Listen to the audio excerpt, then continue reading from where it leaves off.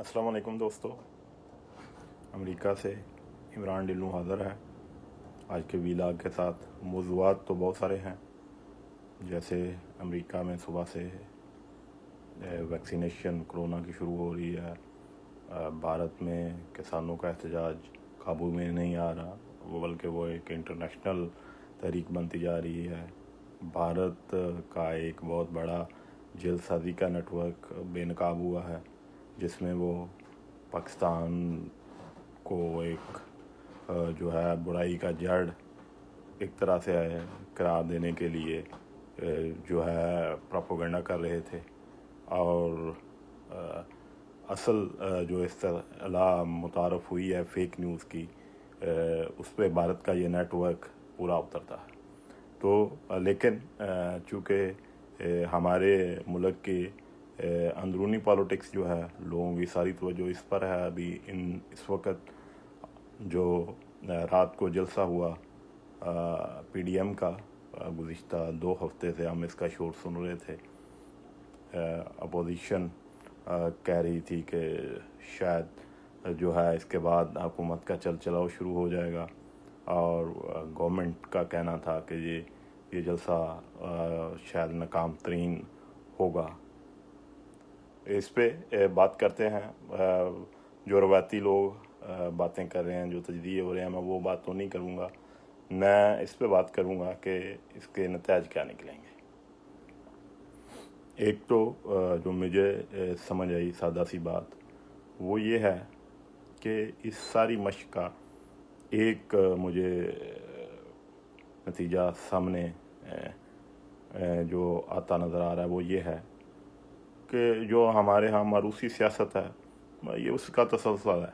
ये कि इस जो एपिसोड है, इससे ये बात मोहर सबत हो गई है कि मरियम नवाज़ PMLN में लीडर बन के उभरी हैं, और वो मियाँ साहब की अदम मौजूदगी में या अपने चचा की अदम मौजूदगी में वो PMLN को लीड करेंगी। हालांकि उनके बहुत सारे लीडर मुल्क में मौजूद हैं, एक्टिव हैं। शेरखा खान अब्बासी हैं, साबिक़ वज़ीर आज़म, ख्वाजा आसिफ हैं, अहसन इकबाल हैं, और बहुत सारे नाम हैं। लेकिन जो है कोई भी जो है सारे मरियम नवाज़ के हाँ में हाँ मिला रहे हैं या उनके पीछे चल रहे हैं। एक बात तो ये जो है सामने आई है कि मरियम नवाज़ PMLN की मुस्तकबिल की लीडर है। एक जितनी ये जलसाओं की मशक हो रही है, एक तो इसका एक पहलू ये है। इसके पहलू तो और भी बहुत सारे हैं, लेकिन एक पहलू ये है, जैसे वो तकरीर कर रही हैं, जैसे वो उसकी तैयारी कर रही हैं। आपने उनकी तकरीर सुनी होगी मुल्तान में, जहाँ उन्होंने ये बड़े एक तसल्सल से तकरीर की कि बंदा ईमानदार है। बहुत सारी चीज़ें गिनवाई जो स्कैंडल्स आए हैं तहरीक इंसाफ की गवर्नमेंट में, वो काफ़ी उनका ये ट्रेंड पॉपुलर हुआ। इसी तरह लाहौर में वो उन्होंने तकरीर की, बाकायदा वो तैयारी करके आती हैं तकरीर की।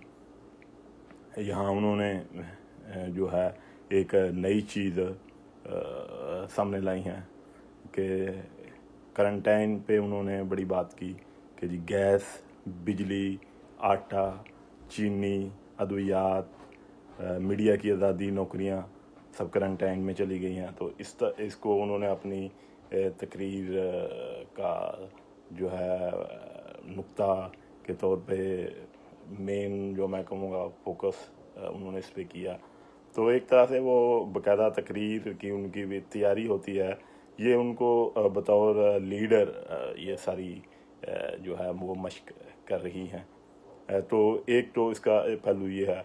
बिलावल का भी सेम ही केस है कि वो भी इसमें उनकी भी ग्रूमिंग हो रही है, और पीपल्स पार्टी के वही मुस्तकबिल के अभी से वही लीडर हैं, वही सारे पीपल्स पार्टी को अपने वालद के ज़ेर साया चला रहे हैं। तो एक तो ये मरूसी सियासत का एक तसल्सल है। दूसरा, इस बहस में हम नहीं पढ़ते कि जलसा बड़ा था, छोटा था। फ़र्ज़ करें अगर सारा लाहौर भी बंद हो जाता तो फिर क्या होता। जलसे का एक टाइम था, उसने ख़त्म ही होना था 1 घंटा बाद ख़त्म हो जाता। असल मैसेज था, और वो मैसेज क्या था, यही असल बात है कि आपने मियां नवाज शरीफ साहब की तकरीर सुनी। उन्होंने जैसे वो पहले तकरीर करते हैं वैसे ही तकरीर की।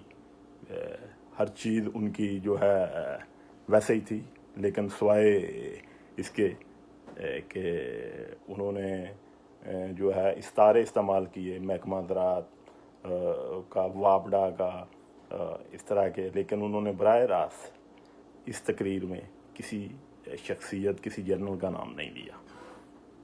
तो एक ये भी ये तब्दीली थी। तो एक इसका पहलू गवर्नमेंट की हिकमत अमली है।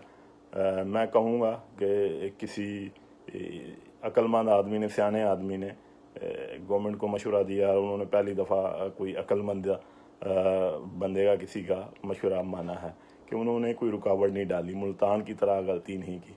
अगर वो यही मुल्तान वाली गलती लाहौर में करते तो मामला किसी भी तरह उनके काबू में ना रहते। यहाँ जो लाहौर का और गुजरांवाला का कल्चर बिल्कुल मुख्तलिफ है, और यहाँ मामलात बिल्कुल मुख्तलिफ होते, और गवर्नमेंट अपने पाँव पर खुद कुल्हाड़ी मारती।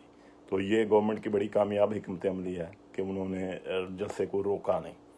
हाँ, उन्होंने जिधर उन्हें फोकस करना चाहिए था उन्होंने उधर फोकस किया।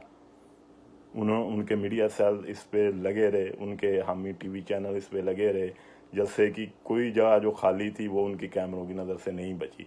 वो एक एक चीज़ दिखाते रहे, और वो सोशल मीडिया पे जो उनकी कंपेन थी, मीडिया पे कंपेन थी, वो उस पे लगे रहे कि जी जलसा खाली है, जलसा नाकाम हो गया। और हर कोई भी गवर्नमेंट होती वो यही करती जो इन्होंने किया।